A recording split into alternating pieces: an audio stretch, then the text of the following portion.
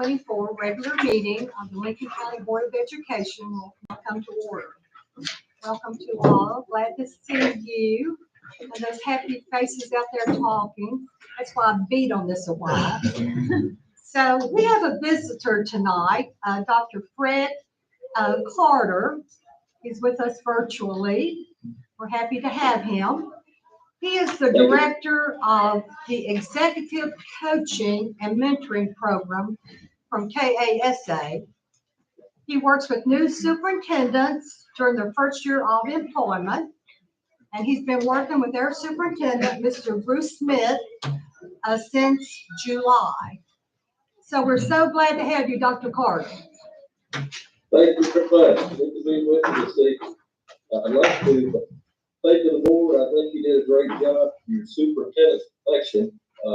Enjoyed working with Bruce. He and I spent about a day and a half each month together, all the other new superintendents.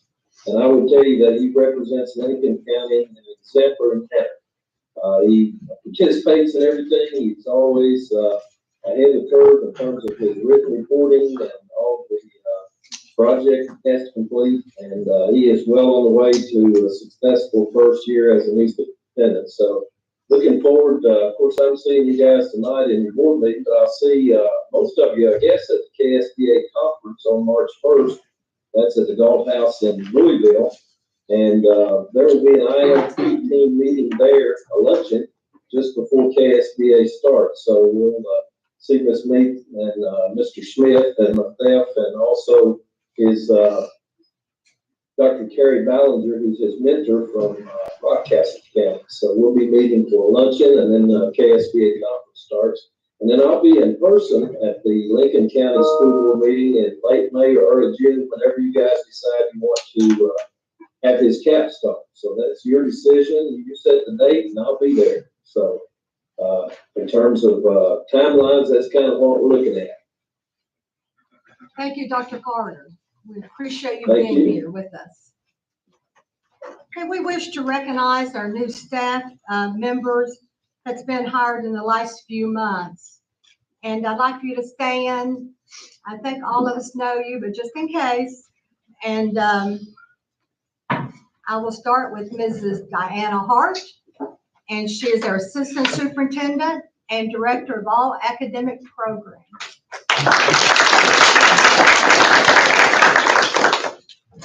We have Mr. Anthony Beeler, Director of Pupil Personnel. Mr. Chad Davis, Director of Curriculum and Instruction. Mr. Tim Wheeler, Principal at Waynesburg Elementary. Mrs. Joni Douglas, Assistant Principal of Lincoln County. And Mrs. Amanda Foster, Assistant Principal at Stafford Elementary. And Mrs. Jane Painter, who will be our Interim Director of Special Education, was here just for a few minutes, but she was on her way to Cincinnati. She had a death in the family. So she'll be with us probably next month.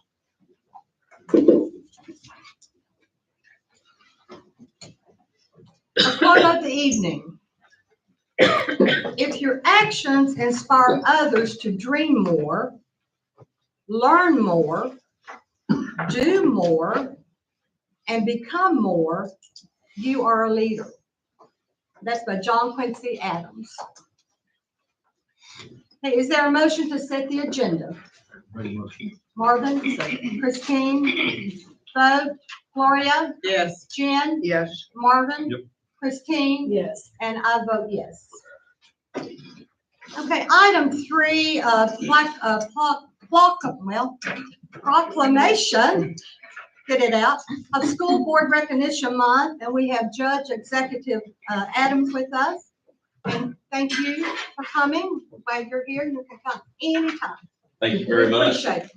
I am here to proclaim January as Board of Education Month. So thank you all for your service, what you do for the county and the kids and every part that you touch and influence. So thank you very much. And I will read the proclamation now. To where To all whom these present shall come.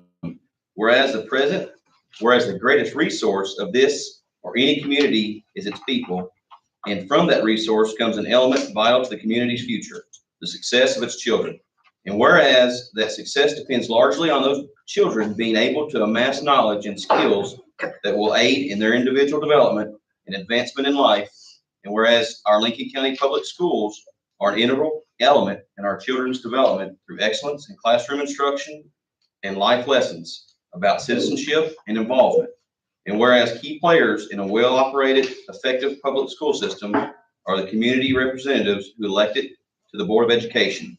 Whereas Etta Meek, Christine Killen, Marvin Wilson, Jennifer Broadbent, and Gloria Sneed have proven themselves as dedicated advocates for a safe learning environment for their students and for their professional growth for their faculty and staff. And whereas January 2017 marks Kentucky's participation in a multi-state observation of the continuing contributions by these outstanding local leaders and their peers elsewhere.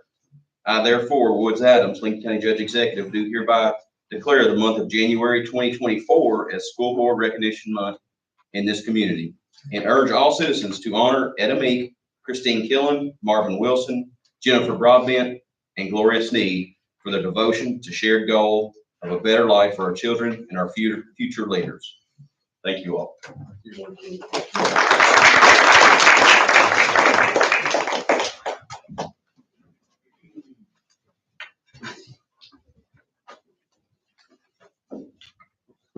Also, in recognition of the School Board Recognition Month, we would like to give each board member a certificate. I will read it. In celebration of School Board Recognition Month, the Kentucky School Board Association is pleased to honor the dedication and service of Board Chair, Ms. Etta Meek. Bring it to you. Thank you. Much appreciated.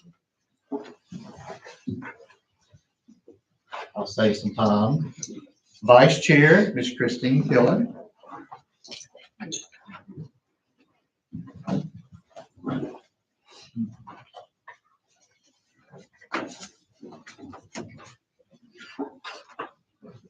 Mr. Marvin Wilson.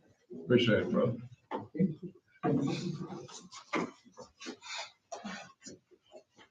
Ms. Jennifer Broadbent. And Ms. Gloria Sneed. thank you. Are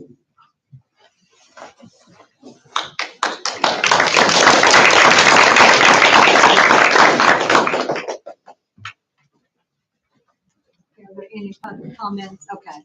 We'll go to item 5, superintendent and staff reports. Any questions or comments? You know, it helps us so much when we have our working meetings, like a week ago, because it gives us time to look over all of this. And time we get here, we pretty much know what's going on. And the community appreciates that working board meeting because they have time to question each other, question our directors, our principals, our superintendent, and even us. So it's a much appreciated time. Okay, any questions, comments? Okay, we'll move on down. Okay. Sorry. Let's go down to 5H, presentation of winter benchmark data, Tracy Griffin.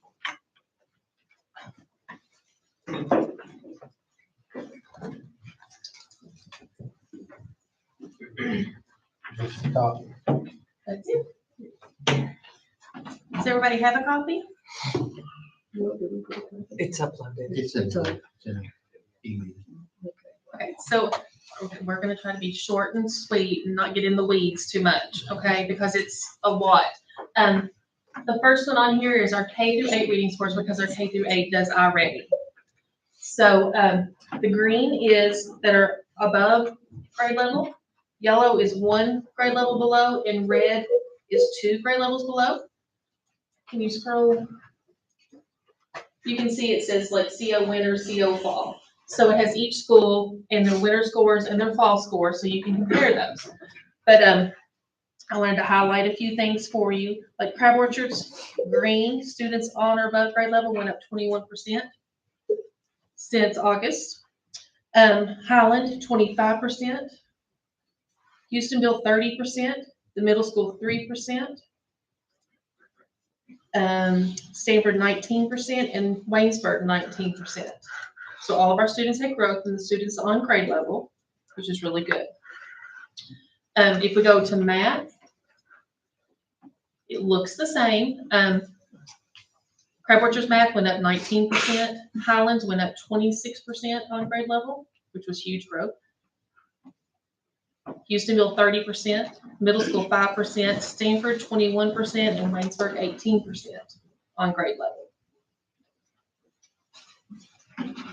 The next one is specifically about growth.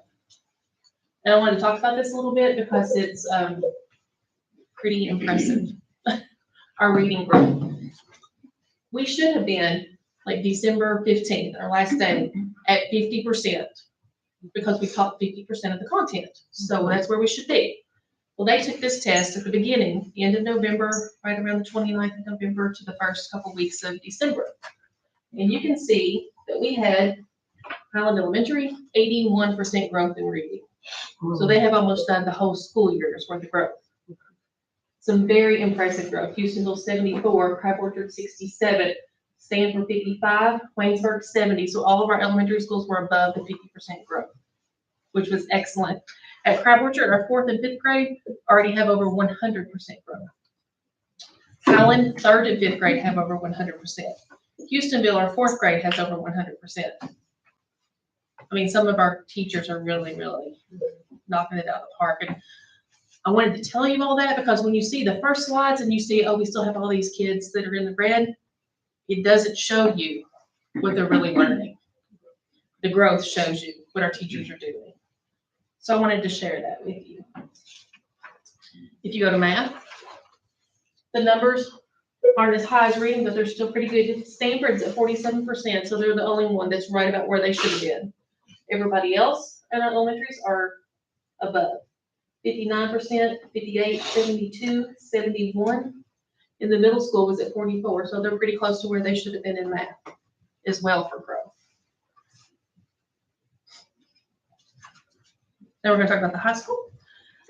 Math testing is very difficult to talk about because it's RIT scores and percentiles. So I converted it to novice, apprentice, proficient, distinguished based on their linking study.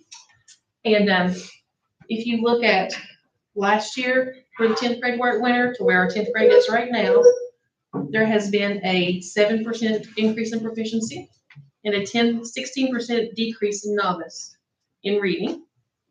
So that is really good. And in math, there's been a 12% increase in proficiency and a 13% decrease in novice. So their math scores are definitely trending up this year from what they were last year.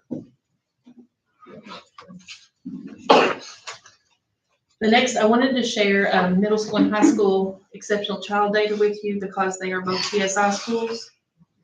So we're trying to monitor those and show you a comparison of how they're scoring compared to our students who do not have an IEP. So at the middle school in reading, 3% of our students that have an IEP are on grade level, whereas 43% are on grade level that don't have an IEP. In math, it's 2% to 24%. But you can see there's a huge difference. The big difference is in the red for that. And then the next slide is the high school. And again, I did it novice, apprentice, proficient, distinguished because it is math. So you can see that the current 10th graders, which will be taking and reading and math in the spring, that we're accountable for, 76% of our EC kids are scoring in the novice. There.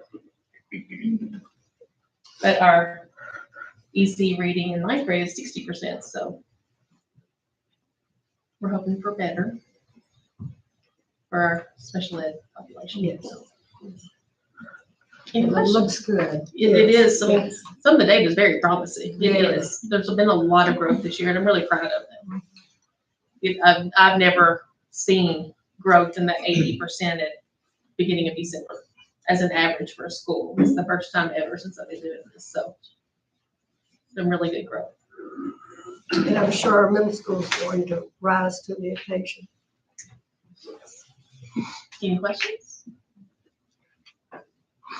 Thank you, Tracy. You're And welcome. Thanks for converting that. You're welcome. So much easier to understand. It is. Okay. We'll go on to item 5I, comprehensive district and school improvement plans. Diana Hart. I'm going to also try to keep this short and sweet, but this is my third time putting this presentation together because you can really get in the weeds really easy. And as you can see, there's a lot of good things happening in our schools right now that I want to talk about, but I will try to be short and sweet and get to the point. So really quick, just as a reminder of where we're at, and I tried to base it all off of KSA, just a reminder that most of our schools, almost all of our schools, are in the yellow area, and then we have one green school, and we're hoping that we have a lot more greens next year. So that's our goal. So, and then hopefully some blues. So when we're writing our CSIPs, which also lead to our CDIP, when our principals and their teams are working to do their school improvement plans, we kind of look at the way that KSA is grading us, and that's where we come up with our goals.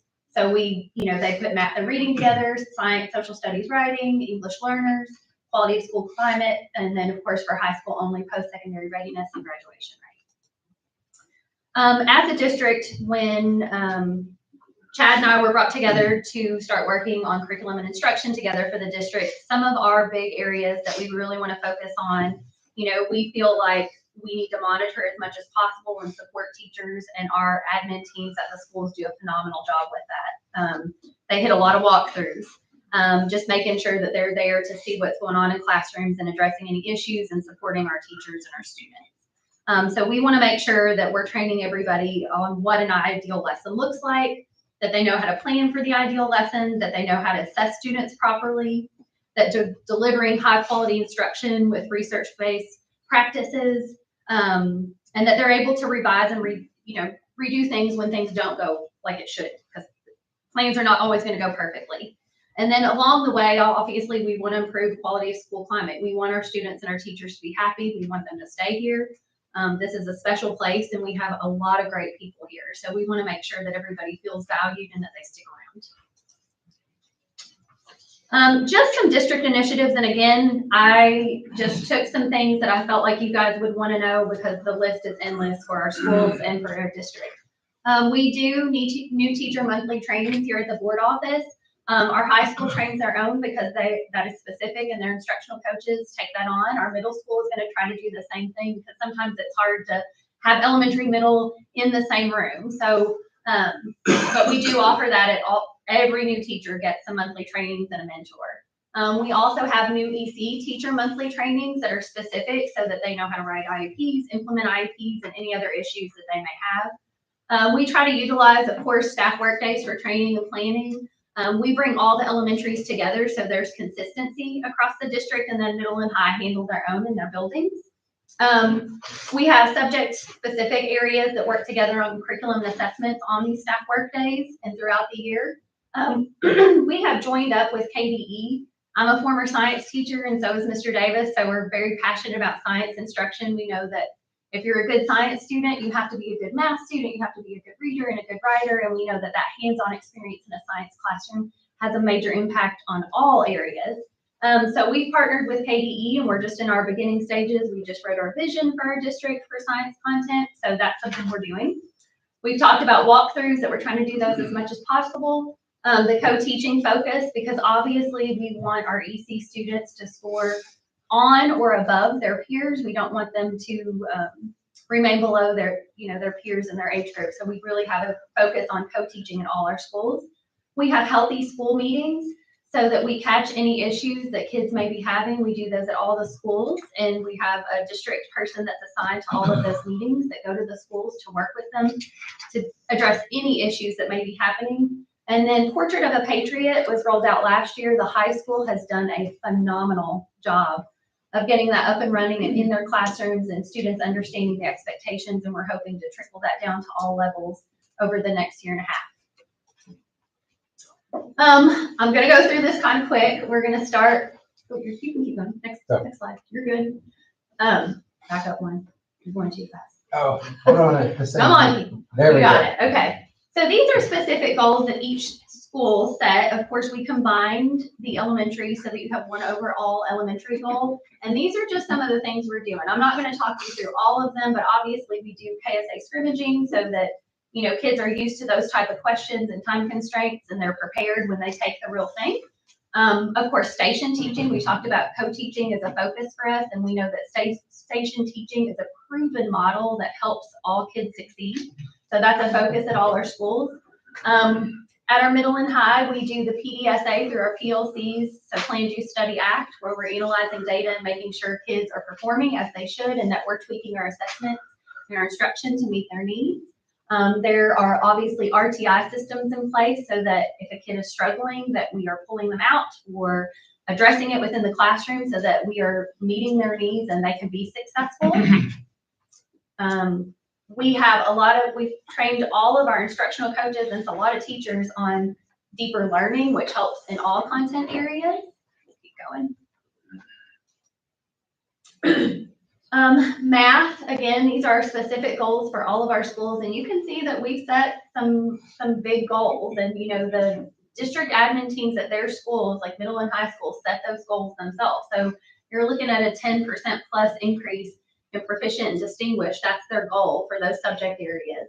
And then again, we combined elementary. Same thing that you'll see in place, and then on top of that with math, we have math instructional coaches at each of the elementaries that implement KCM trainings and manipulatives to help students with math. And then we have the amazing Christy Mattingly as our math coach that covers both middle and high. And I don't know if you saw, but in November, you know, she is using our Open Up curriculum. That's a new curriculum that she's introduced at the schools. And she was named the November, you know, Teacher of the Month, and she's very passionate about math instruction, and she is in the trenches every day supporting teachers and in classrooms and doing just amazing work there. Science I kind of combined because we're in the beginning stages. So I put all our goals on there, but you can see as a district, we're really trying to streamline and make sure that science is being hit at all levels, not just the years that we're tested. And our science teachers are excited about that. We're trying to switch to a phenomena-based learning, which is happening at the high school already. And they are using Open SciEd a lot, where it really makes students think outside of the box and look at a situation and use their math and science skills to solve real world problems. And so we really want everybody to have that phenomena-based instruction in their classroom when they're covering science. Social studies. We have some big goals and we're doing very well there. And then I also wanted to commend Miss Rachel Yagan. She's one of the instructional coaches at the high school. And you can see that their social studies scores are really good. And so we have a lot of new social studies teachers at the middle school. And so beyond her regular duties, she goes to the middle school and assists them with improving their curriculum maps and instruction and working with them to make sure they're supported specifically in their content area. So she's been very helpful with that. Writing, of course, we do scrimmages in all areas. We're heavily using Think Circa at the middle school.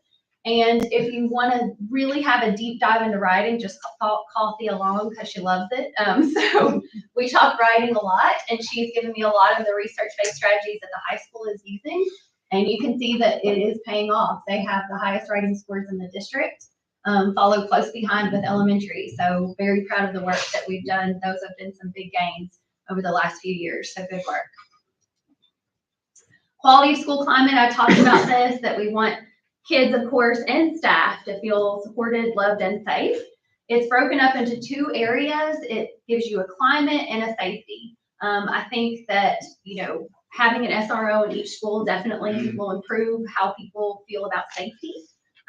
We have a mental health specialist available to all the schools. We have a social, emotional, and behavior specialist. We do individual and group counseling. And one thing that we want to do is we want to make sure that students understand how the questions are worded and what they're answering. Not necessarily give them the questions, but we want them, those can be kind of confusing. And sometimes one question will be asked about something and then the opposite is asked later on in the quiz. So it's very confusing for kids. And sometimes they fly through it and don't really understand what it's asking them. So we're spending a little time training them on that type of questioning and making sure that they're not just clicking through and that they understand what's being asked of them and how they really feel so that we get honest answers. Post-secondary readiness, of course, is high school only. They have practice opportunities for all the tests that allow a student to be classified as post-secondary ready. They also added a math career readiness class. They have days that they prepare for the EOP so that they can show that they're ready in their area of expertise, you know, whether that's in-house or at our vocational school. They monitor students and use an accountability calculator to see where they're at, how close they are, what they need to do to get there, so that everybody can hopefully reach that goal. And then, of course, we always want our graduation rate to be as high as possible. So 21st Century, of course, helps with anything beyond the classroom that they may need, and I'm so thankful we have that at all our schools.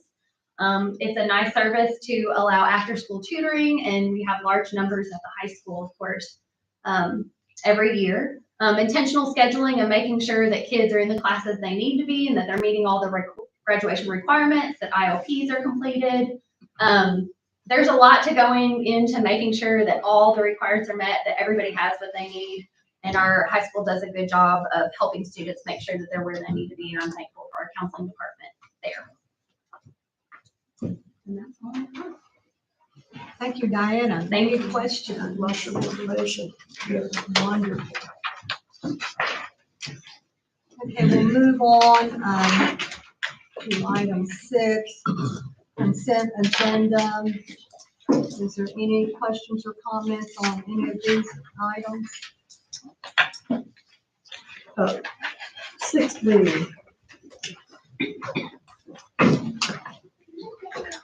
What is this? I think that's just finalizing the, turf and the track project, right? Well, what we did is some of the materials for the football field, we bought directly. That way, if the company bought them, they would have to pay sales tax. We don't pay sales tax as a school district, so that's some of the materials that we haven't paid for yet, is what that is. But it's part of that. Yes, Right. yes. I know when I saw that Sportsville Specialties, I wasn't sure about that company. That was actually the company that actually provided the turf. That's. Oh, okay. Yeah. Okay, is there anything else? 6A through 6G? Anyone? Okay, is there a motion to approve the consent agenda items? Make a motion. Okay, Christine, Jen, vote, Gloria, Yes. Jen, Yes. Marvin, Christine, Yes. and I vote yes also. Okay, we'll move into our action items.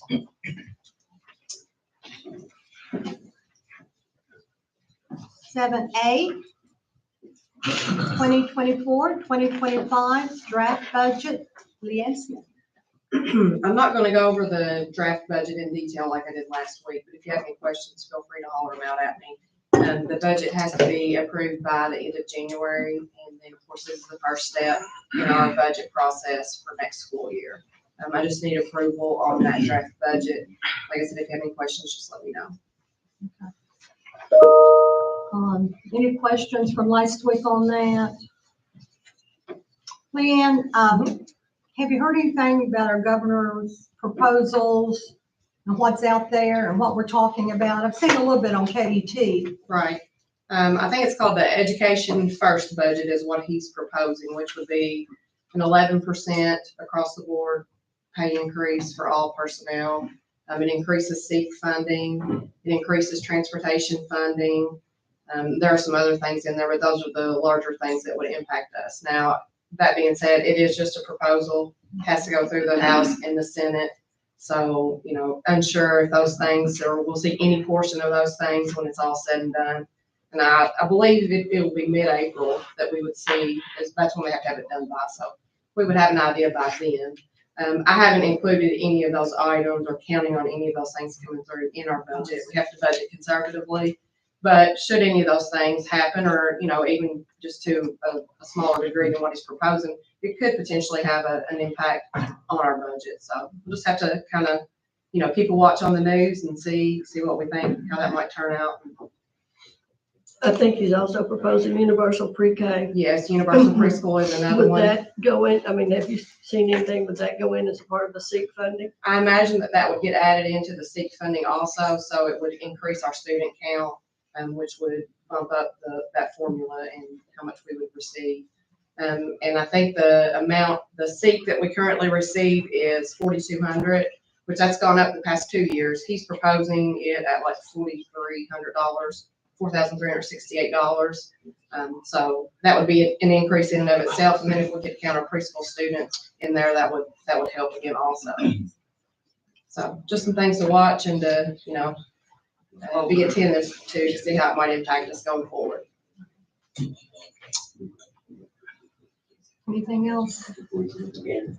Okay, I need a motion to approve the 2025 draft budget. Jen? Second. Okay, second, Christine.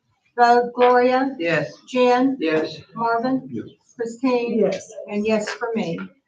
Okay, Leanne, we'll move on down to 7B, photography at the Lincoln County Middle School and Lincoln County High School. As we discussed last week, it would be beneficial to our graduating seniors for senior portraits to go ahead and begin scheduling those.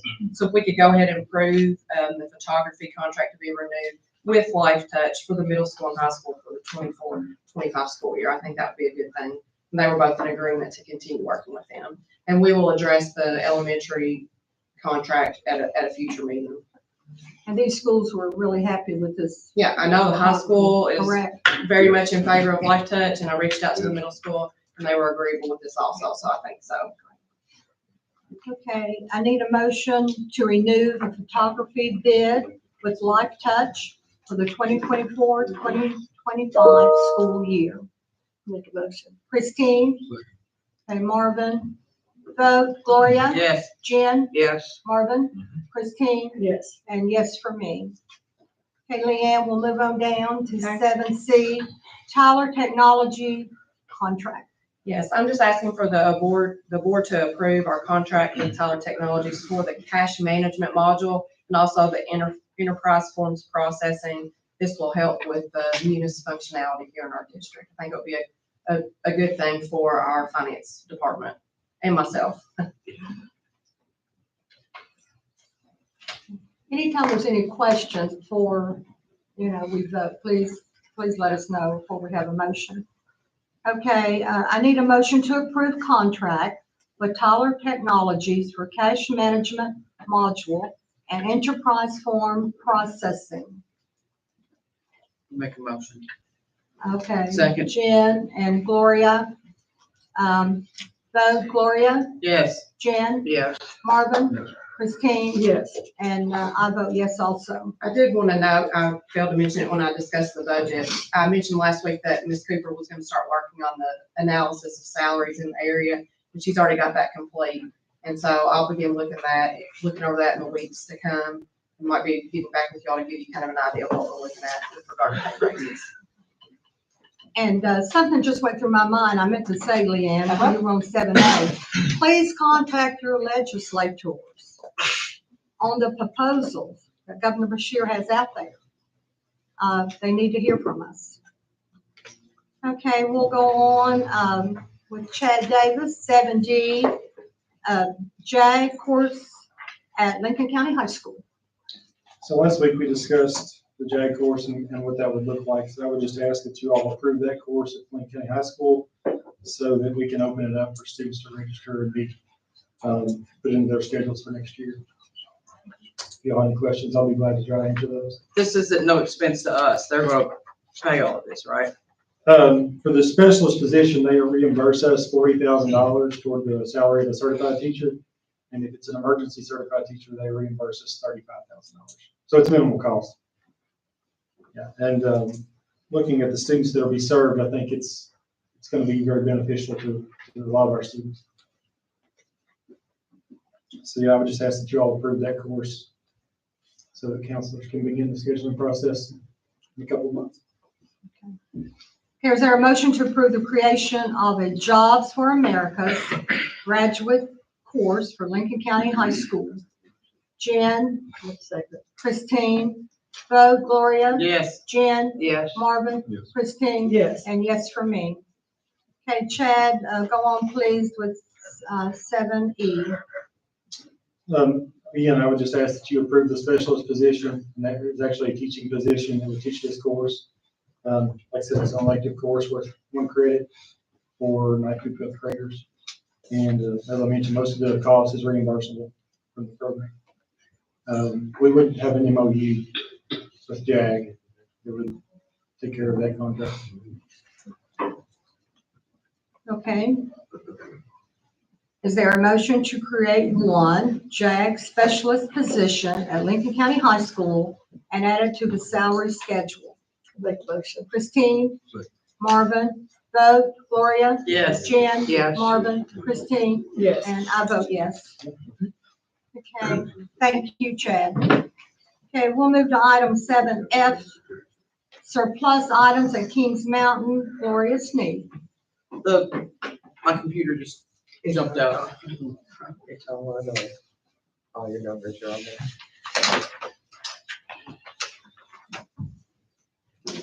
The Broughton Community Center, what number are we on? Want surplus items.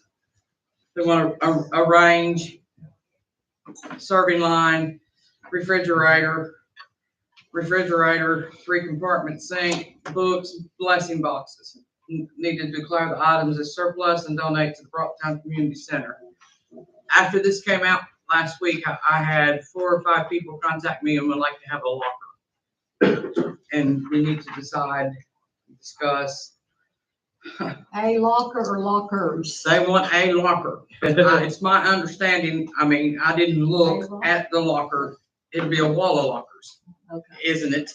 Usually. Usually. They're individual. They're not individual lockers. Yeah. But we need to discuss selling them, like bidding them off, something, I don't know. But think about that. But the Broughton Community Center doesn't want this.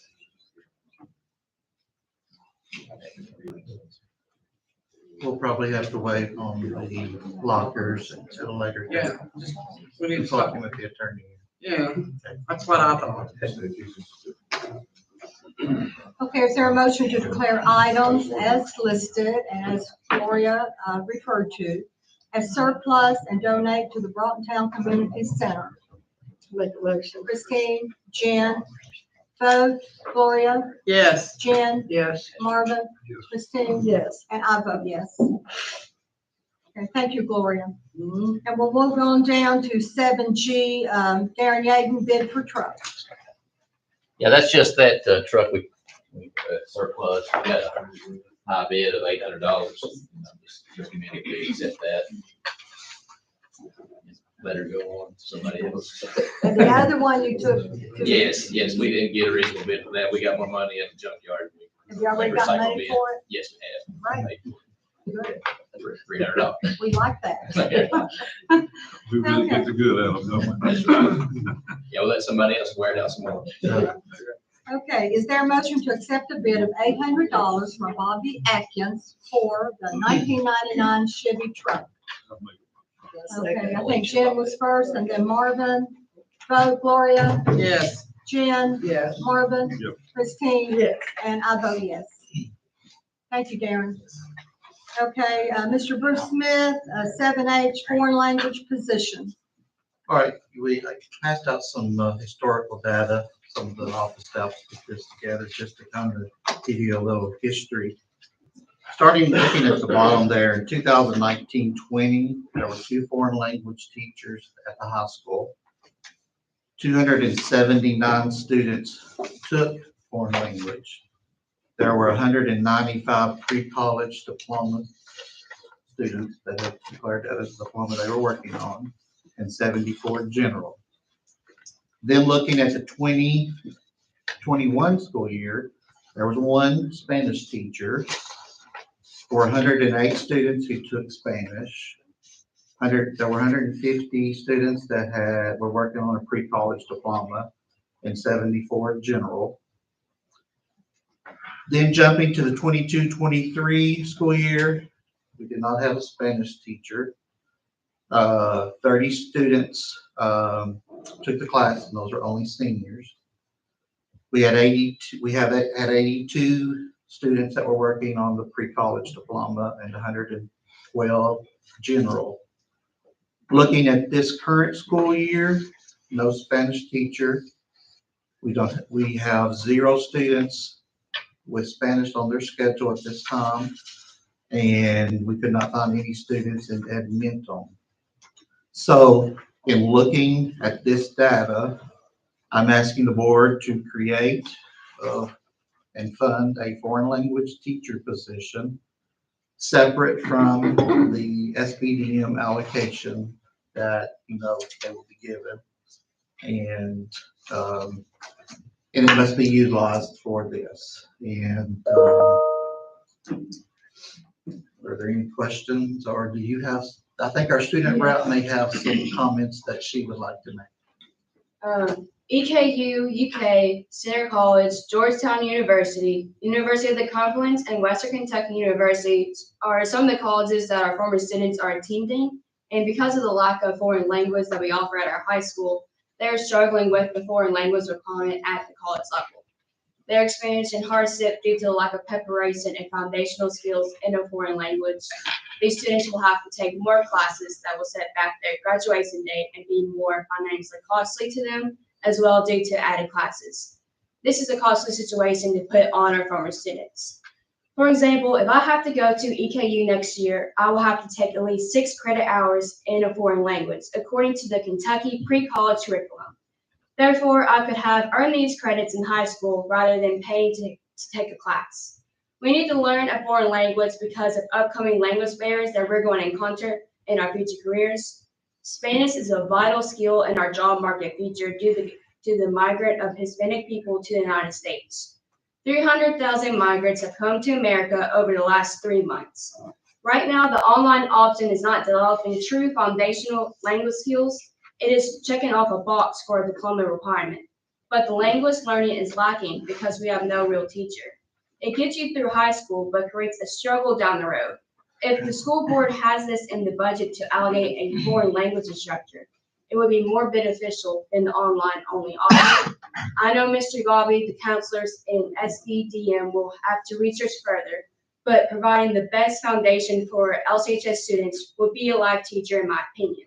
To go along with this, I've also conducted a student voice survey during the school day today with a total of 331 responses of answering a question, do you think it will be beneficial to Lincoln County High School to have a Spanish teacher in the building? And with 166 students responding yes, and then 97 only saying to have it virtual.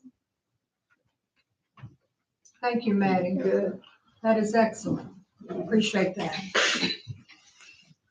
Okay, is there a motion to create and fund a foreign language teacher position separate from the Lincoln County High School SBDM staffing allocations? Jen, Christine, vote Gloria. Ms. Colleen, will you please note that I'm gonna vote no because our financial director has repeatedly told us not to add any new positions. Okay, Jen, Yes. Marvin, Absolutely. Christine, Yes. and I vote yes. Thank you. I do have a quick question. Is that for next school year only? Okay. Well, It's got passed through site page first. I assume it's going to be. I think we need to continue, and then we can revisit if we need to, because this is additional beyond those allocations that will be given site-based here in a few weeks. So it is for next year, but all years going forward until the board Until the decides board otherwise? decides to abolish the position. Okay, just making sure for my records I have it right. You know, used to, even when Christine and I went to school, which was a long time. Speak for yourself. But we had, but How long? it was mandatory. Mandatory. and they wouldn't have Mexican nowhere. But it was mandatory to take Spanish or we took Latin. So now, I mean, I don't see why it's an option when we're covered with them. It should be something that we really need to think about. We got thousands of them here now. Okay, thank you. Thank you, Mr. Smith.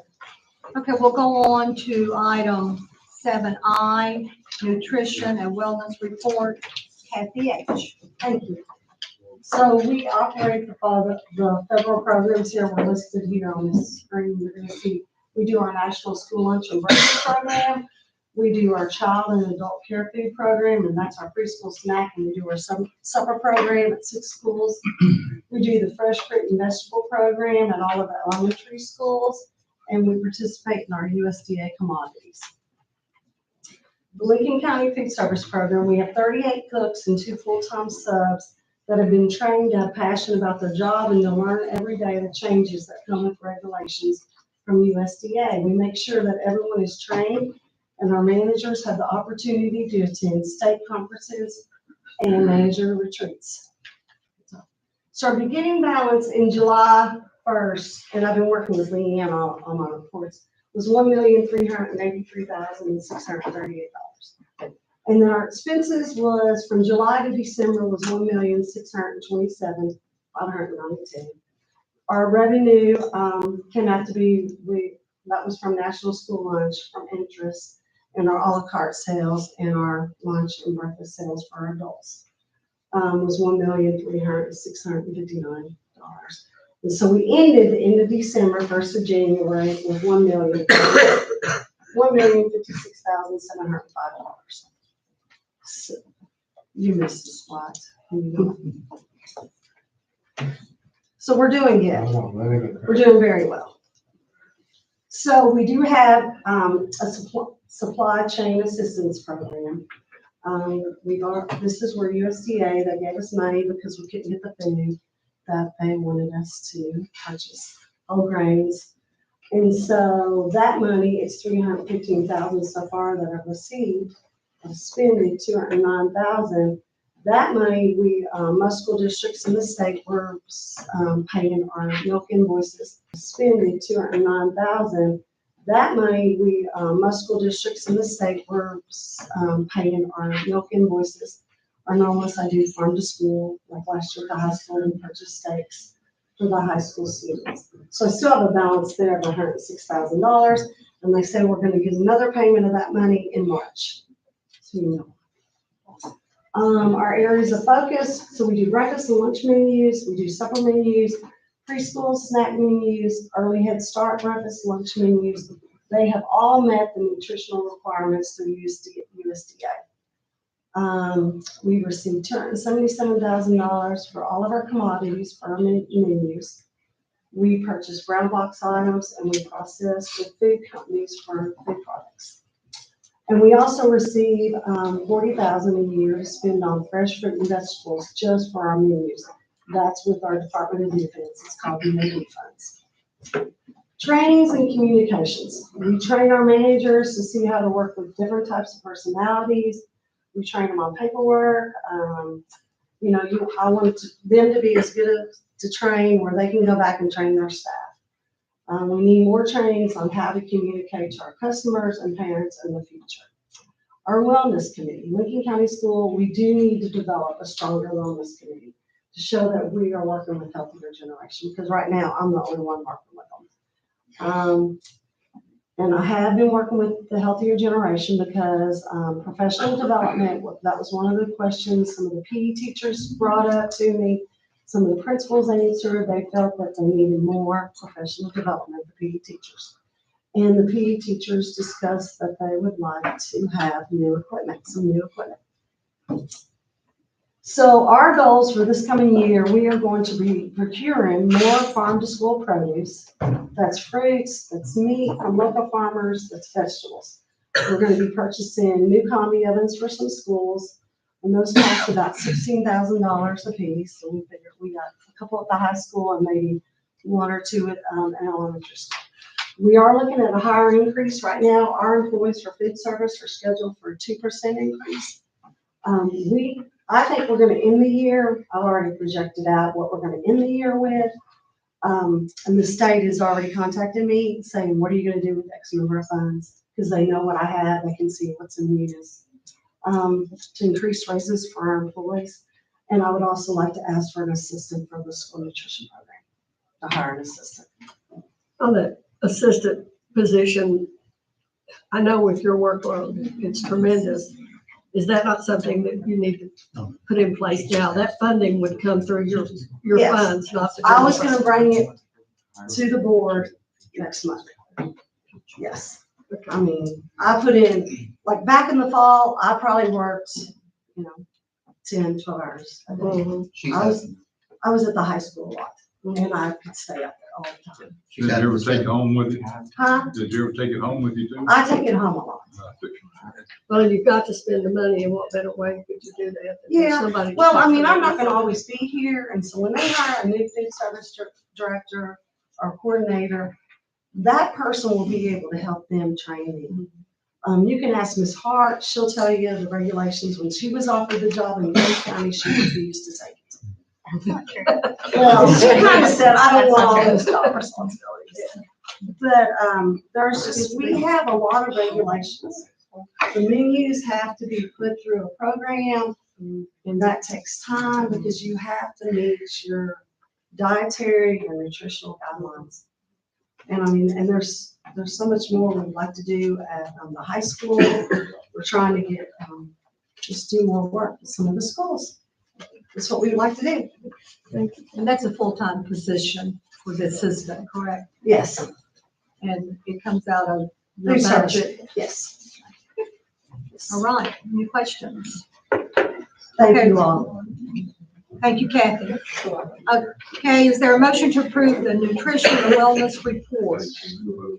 Okay, Marvin, Christine, vote Gloria? Yes. Jen? Yes. Marvin? Yes. Christine? Yes. And I vote yes. Okay, 7J, pay application number 4 for the Lincoln County High School Corridor Project.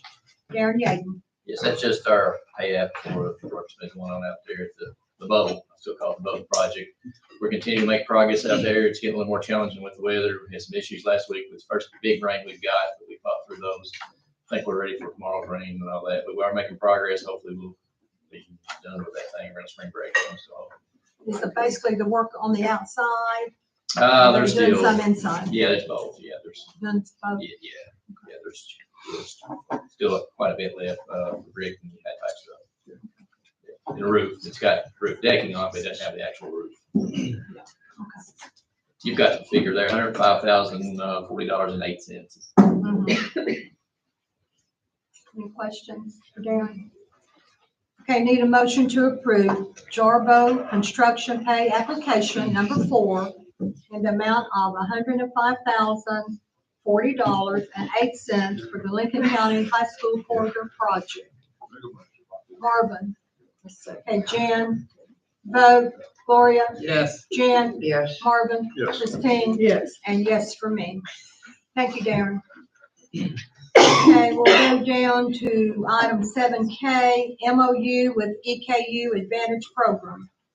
Mr. Smith. Yes, we received this after the working meeting last week, and a great opportunity for our staff. And EKU is going to work with us, and any active employee will get a tuition rate of $350 per credit hour for any online and on-campus programs. And for administration and staff, a 25% flat rate tuition discount for all on-campus and or online programs. And also get a 20% discount on any of the workforce development courses there. All undergraduate and graduate students will receive free books for their class. And I just think it's a great opportunity for our staff. And Mr. Chenoweth has reviewed the MOU and does not see any problems with it. So It's my recommendation that the board enter into this MOU with EKU. Okay, need a motion to approve the memorandum of understanding with Eastern Kentucky University for the Advantage Program. Jen, Christine, Vote Gloria, Yes. Jen, Yes. Marvin, Yes. Christine, Yes. I vote yes. Thank you, Mr. Smith. Okay, we'll go on down to item 7L, Jenny Cooper, updated emergency response plan.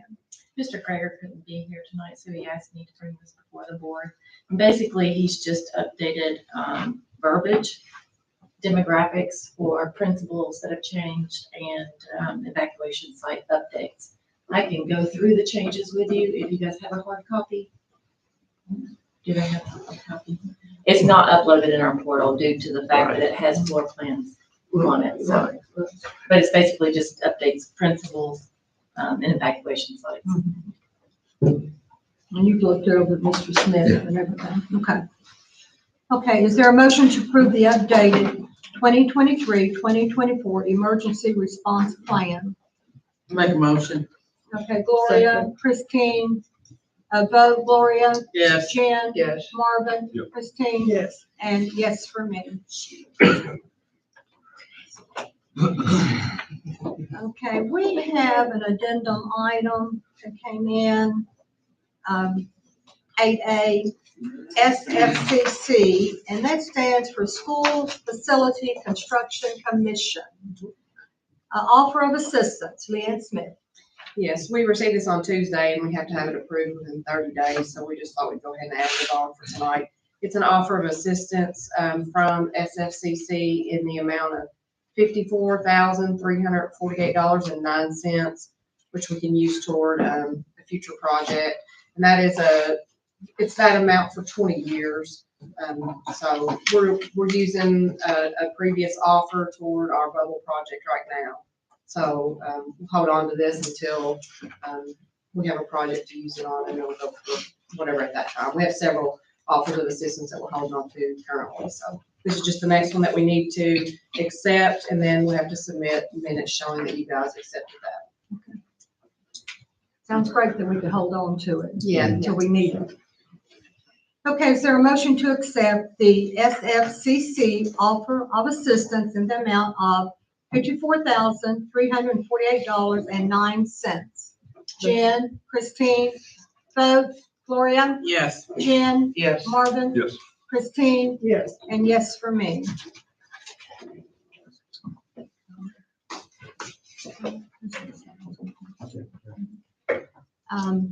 I want to thank whomever put a reception together. I know Colleen was involved. I don't know who else, but we are most appreciative and we enjoyed it. And so thank you all so much. One other thing, say something. I said, appreciate it. Yeah, we all appreciate it. One other thing, this recognition certificate is absolutely gorgeous. So everybody hold them up and let everyone see them. I love that cursive writing. Beautiful, thank you. And Dr. Thank you, Colleen. I thought it was Colleen. Dr. Carter, thank you so much for being with us tonight. Anything else you'd like to say? Yes, I'd like to say, got some feedback here, but I'd like to get a couple. First of all, this was a very professional meeting, and you guys covered so much ground, much important information, but you had great organization. I know you did a lot of work behind the scenes with the work session. Mr. Chenoweth and I have both attended a lot of board meetings, and I can tell you if board meetings elsewhere were run as this one was in Lincoln County, Kentucky education would be much improved as a result. So congratulations on a great meeting, very professional, very effective, and full speed ahead. I look forward to sending Bruce a follow-up tomorrow morning, an email summary, and then I'll see you guys at the KSBA conference. Okay. And we hope to see you in April or May back here. Excellent. Is there any comments or anything before we adjourn? Okay, is there a motion to adjourn? I'll make a motion.